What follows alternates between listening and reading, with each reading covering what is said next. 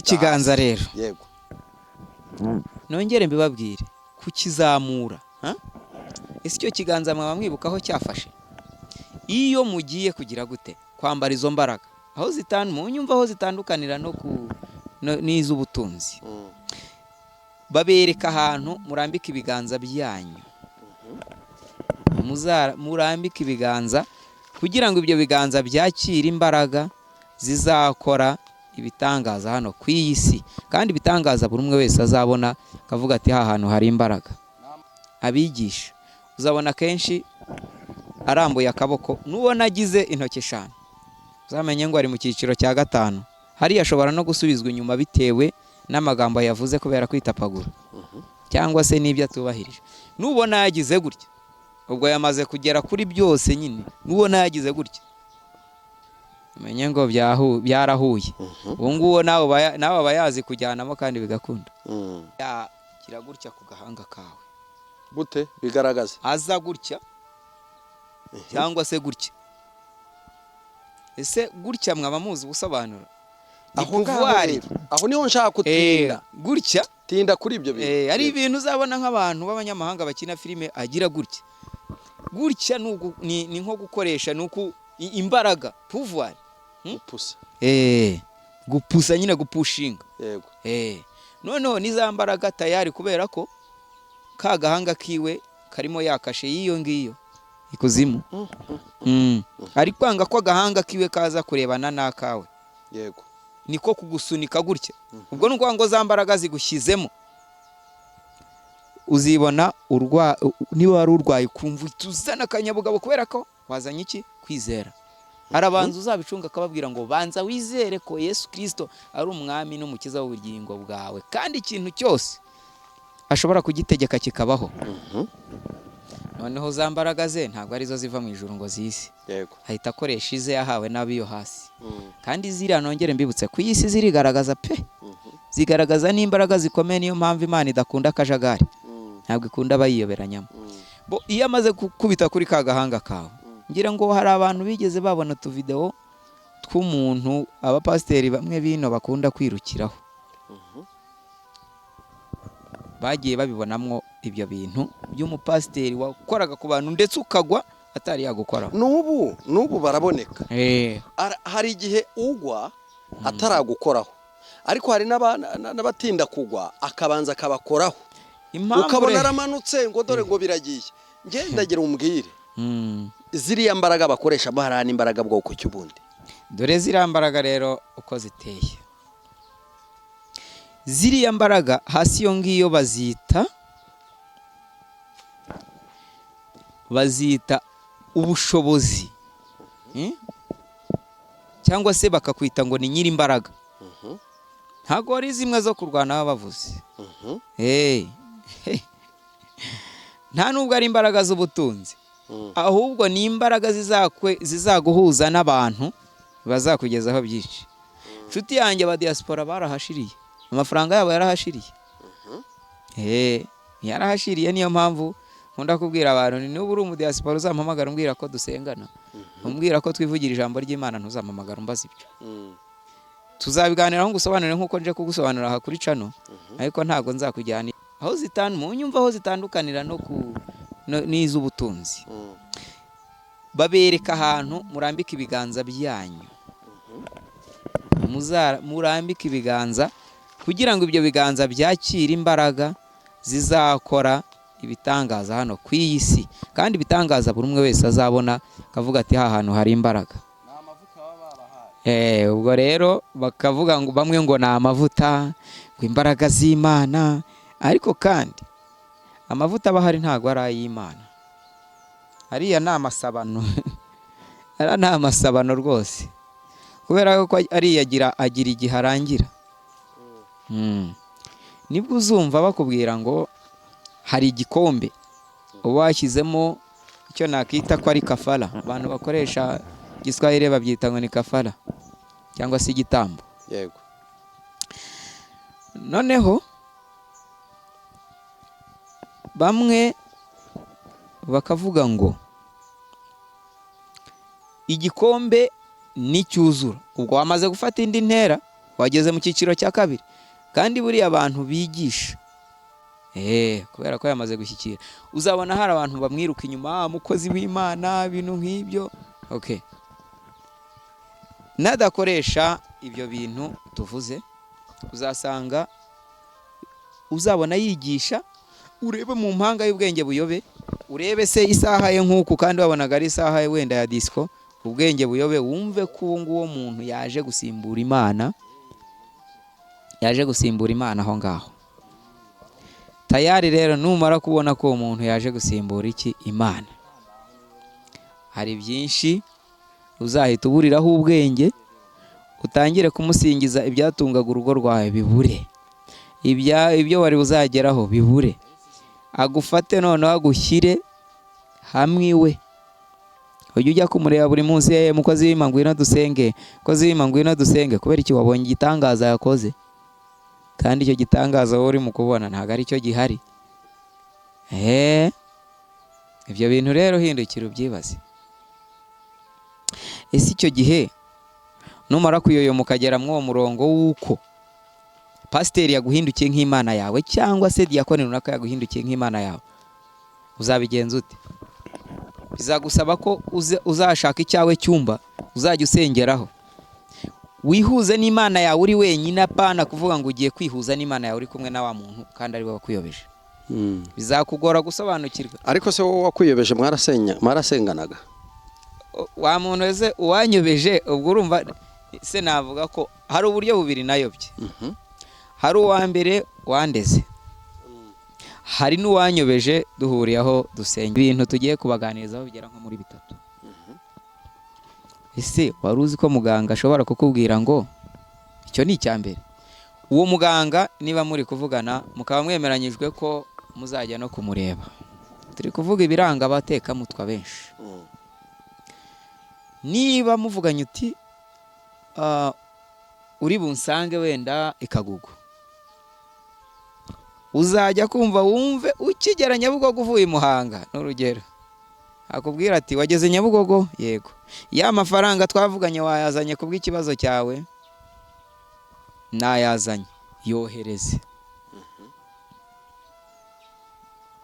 Usange namaze guteguza abakuru, ngo niko ngo abakuru bambwiye.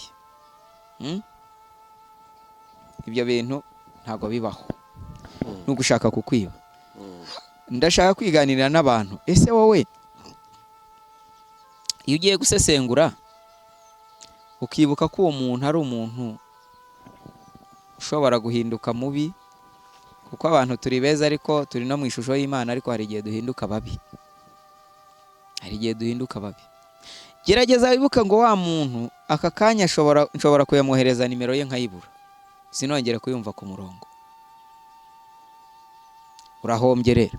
Hanyuma se niba yena ngiye mu rusengero, nkabona haje umuntu wamugaye, umuntu ufite ubumuga, nkabona pasiteri amukozeho gutya arahagurutse,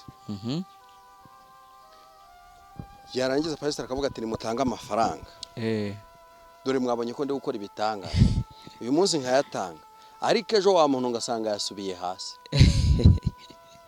Hari ikibazo kiba cyabayeho. Biriya bintu habamo ibintu bibiri, nibyo tugiye gusobanura. Yego. Nuzabona pasiteri, nongere mbikubwire, yihutira kuba yagira gutya ku gahanga kawe. Bute bigaragaza? Aza gutya cyangwa se gutya. Ese gutya mwaba muzi ubusobanuro? Aho niho nshaka kutinda. Gutya tinda kuri ibyo bintu. Ari ibintu uzabona nk'abantu b'abanyamahanga bakina filime agira gutya. Gutya ni nko gukoresha nuko imbaraga, pouvoir. Gupusa. Gupusa nyine, gupushinga. Yego. Noneho niza mbaraga tayari, kubera ko ka gahanga kiwe karimo yakashe yiyo ngiyo ikuzimu. Ari kwanga ko gahanga kiwe kaza kurebana n'akawe. Yego. Niko kugusunika gutya. Ubwo nuko ngo za mbaraga zigushyizemo, uzibona niba wari urwaye kumva tuzana akanyabugabo, kubera ko wazanye iki? Kwizera. Arabanza uzabicunga akababwira ngo banza wizere ko Yesu Kristo ari umwami n'umukiza w'ubugingo bwawe, kandi ikintu cyose ashobora kugitegeka kikabaho. Noneho za mbaraga ze ntabwo arizo ziva mu ijuru ngo zisi, ahita akoresha ize yahawe n'abiyo hasi. Kandi ziriya nongere mbibutse ku isi zirigaragaza pe, zigaragaza n'imbaraga zikomeye. Niyo mpamvu Imana idakunda akajagari, ntabwo ikunda abayiyoberanyamo. Iyo amaze gukubita kuri ka gahanga kawe, ngira ngo hari abantu bigeze babona utuvidewo tw'umuntu abapasiteri bamwe bino bakunda kwirukiraho, bagiye babibonamwo ibyo bintu by'umupasiteri wakoraga ku bantu ndetse ukagwa atari yagukoraho. N'ubu baraboneka. Hari igihe ugwa ataragukoraho, ariko hari n'abatinda kugwa akabanza akabakoraho, ukabona aramanutse ngo dore ngo biragiye. Ndagira umbwire ziriya mbaraga bakoresha bahara n'imbaraga bwoko cy'ubundi. Dore ziriya mbaraga rero uko ziteye. Ziriya mbaraga hasi yo ngiyo bazita ubushobozi, cyangwa se bakakwita ngo ni nyiri imbaraga. Ntabwo ari zimwe zo kurwana baba bavuze, nta nubwo ari imbaraga z'ubutunzi, ahubwo ni imbaraga zizaguhuza n'abantu bazakugezaho byinshi. Inshuti yanjye aba diaspora barahashiriye, amafaranga yabo yarahashiriye. Yarahashiriye. Niyo mpamvu nkunda kubwira abantu, ni nuba uri umudiaspora uzampamagara umbwira ko dusengana, umbwira ko twivugira ijambo ry'Imana, ntuzampamagara umbaza ibyo. Tuzabiganiraho ngusobanurire nk'uko nje kugusobanurira aha kuri channel, ariko ntago nzakujyana iyo ngiyo uzaba uri kuvuga. Ubwo habe hajemo ngo ngiye kubwiriza imbaraga z'Uwiteka Imana zimanuke, kandi mu mutima ari kwishimira mu mufuka ati aba mafaranga yaraje sha. Ati biriya irambifata nk'ifoto, ni nk'ifoto. Uzumva hari umuntu sinshatse kumuvuga ari yizi, yagiye abwiriza mu itorero ryiwe buri munsi akavuga imbaraga za Nigeria, akavuga n'iminsi yamaze yategereje izo mbaraga. N'akavideo karagaragaye kaho hantu. Inkeka ko ari nawe ushobora kuba yaritapaguye akavuga ngo Satani bavuye umugongo. Ariko Imana irihangana. Yaravuze ngo Satani bavuye imigongo. Oya, no wabivuze n'umugabo. Okay. Yego. Ntacyo nawe turaza kumugeraho. Yego. Mwibukiranye ko icyo kintu burya iyo wajwajwase ukavuga aho wakuye imbaraga. Icyo kintu twakivuzeho ko uba watangiye kuvangirwa, ahubwo Imana buriya nuko buri uhagarariye uri umushumba w'itorero. Ubundi ubaye uri nk'umuntu usanzwe wari umudiyakoni, ni ukugupfukamisha hasi bakagusengera ukavuga n'ibindi wabonyeyo cyangwa ibyo wavanyeyo. Yego. Ariko kubera ko ubufite bwa budahangarwa ngo uri umushumba badasebye umushumba, hari benshi babana bibonye. Ariko kubera kwanga gusebya umushumba bakavuga ati basi nyine uyu muntu yaduhuje n'abakire baduha akazi, uyu muntu hano ku rusengero ntago ushobora kwitanga ngo ubure akazi, kubera ko ruzamwe abakire bazi za mbaraga banazikoresha rimwe na rimwe, none natwe tugiye gutera ibuye ku karere. Oya, kuki se umuntu ashiduka nyine bamutwaye ibyiwe uyu munsi bakakugaragura hasi, ejo ukongera ukagaruka. Ako kantu niyo mpamvu abantu bajya bakunda kuvujya muri comment bakavuga ati nyamara uyu mugabo aracyariyo. Ari akantu uri kurengaho kari hariya mwakira kiganza, nimba kiwukoze ubwo rero bakavuga ngo bamwe ngo ni amavuta, ngo imbaraga z'Imana, ariko kandi amavuta abahari ntago ari ay'Imana. Ariya ni amasabano. Ara ni amasabano rwose, kubera ko agira igihe arangira. Nibwo uzumva bakubwira ngo hari igikombe uba washyizemo icyo nakita ko ari kafara. Abantu bakoresha Giswahili babyita ngo ni kafara cyangwa se igitambo. Yego. Noneho bamwe bakavuga ngo igikombe n'icyuzura. Ubwo wamaze gufata indi ntera, wageze mu cyiciro cya kabiri. Kandi buriya abantu abigisha uzabona kenshi arambuye akaboko, nubona agize intoki 5 uzamenye ngo ari mu cyiciro cya 5. Hariya ashobora no gusubizwa inyuma bitewe n'amagambo yavuze kubera kwitapagura cyangwa se n'ibyo atubahirije. nubona yagize gutya ubwo yamaze kugera kuri byose nyine, nubona yagize gutya umenye ngo byarahuye. ubu nguwo nawe aba yazi kujyanamo kandi bigakunda. Kubera ko yamaze gushyikira. Uzabona hari abantu bamwiruka inyuma, mukozi w'Imana, ibintu nk'ibyo. Nadakoresha ibyo bintu tuvuze, uzasanga uzabona yigisha, urebe mu mpanga y'ubwenge buyobe, urebe se isaha ye nk'uku kandi wabonaga ari isaha ye wenda ya disco, ubwenge buyobe, wumve ko uwo nguwo muntu yaje gusimbura Imana, yaje gusimbura Imana aho ngaho. Tayari rero numara kubona ko uwo muntu yaje gusimbura iki? Imana. Hari byinshi uzahita uburiraho ubwenge, utangire kumusingiza ibyatungaga urugo rwawe bibure, ibyo wari uzageraho bibure, agufate noneho agushyire hamwe iwe. Ujya ujya kumureba buri munsi, mukozi w'Imana ngwino dusenge, mukozi w'Imana ngwino dusenge, kubera iki? Wabonye igitangaza yakoze, kandi icyo gitangaza wowe uri mu kubona ntabwo ari cyo gihari. Ibyo bintu rero hindukira ubyibaze. Ese icyo gihe numara kuyoyoma ukagera muri uwo murongo w'uko pasiteri yaguhindukiye nk'Imana yawe, cyangwa se diyakoni runaka yaguhindukiye nk'Imana yawe, uzabigenza ute? Bizagusaba ko uzashaka icyawe cyumba uzajya usengeraho, wihuze n'Imana yawe uri wenyine, apana kuvuga ngo ugiye kwihuza n'Imana yawe uri kumwe na wa muntu kandi ari we wakuyobeje. Bizakugora gusobanukirwa. Ariko se wowe wakuyobeje mwarasenganaga? Wa muntu wese uwanyobeje, ubwo urumva se navuga ko hari uburyo bubiri nayobye. Hari uwa mbere wandeze, hari n'uwanyobeje duhuriye aho dusengera. Ubwo urumva ni abantu babiri. Ariko ndagira ngo ngire inama abakristo, wenda ntimuze kumva ngo nahereye ku history cyangwa se iyi story yambayeho ngo mumve ngo ndi kubabeshya, kuko icyo ndi bubabwire muzakibona, muzabona na leta icyemera.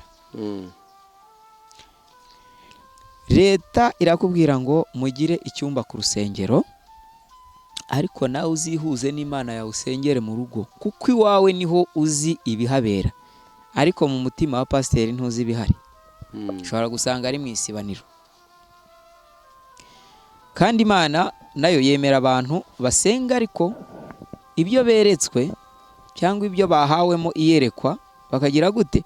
Bakongera bakabisengera, babyita kuyungurura ibyo wabonye. Noneho Imana ikabihera igisubizo nabo bari ukwabo, bari kumwe n'Imana yabo. Nk'uko tuzi ngo Imana, buri muntu wese agira uko abana n'Imana ye. Uko mbana nayo si kubana nayo, si nako na mukuru wanjye abana nayo cyangwa na murumuna wanjye abaye hari, uretse ko ari ntawe.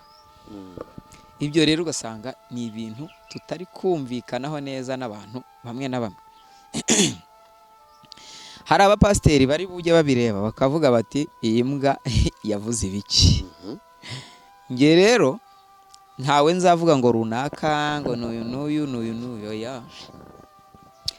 Dore ikintu kizabaranga, uzasanga hari itorero yasengeragamo uzi wowe utari wanavuka, atangire kurishinja ngo hari ibintu ritubahiriza, azasebya aho yasengeraga. Utangire kumva avuga ngo pasiteri ntabwo ashobora kubaho agenda ku igare, pasiteri ngo ntiyabaho ngo yitwara nk'abantu b'abanyacyaro, ngo kandi hano ni mu mujyi. Uzasanga atangiye kubasengera afite direde, usanga yazanye fime nka zimwe za babagabo bandi tutazi, kuko hari abagabo bikingirizamo rinete za fime kugira ngo bibe. Ariko hari ntago wenda arabona ashatse kuvugaho, kuko niyo hasi hari izo batanga, hakaba n'izo tubona tugura mu makaritsiye zenda gusa nazo ariko zidakoreshwa kimwe cyangwa zidakora bimwe.